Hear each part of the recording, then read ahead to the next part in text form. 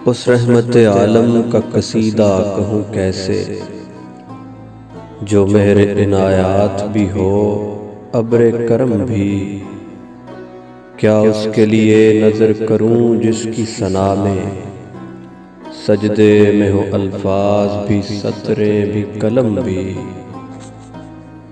चेहरा है कि अनवारे दो आलम का सहीफा,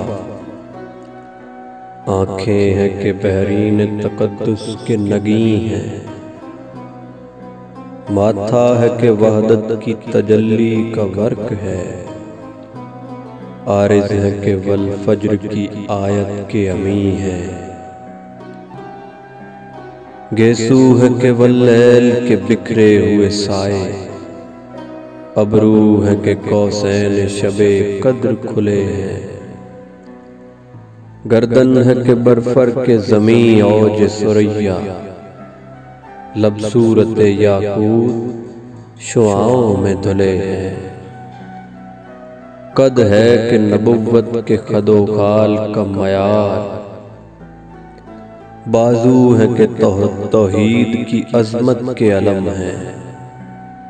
सीना है कि रमज़े दिल हस्ती का खजीना, पलकें हैं कि अल्फाज रुखे लौह कलम है।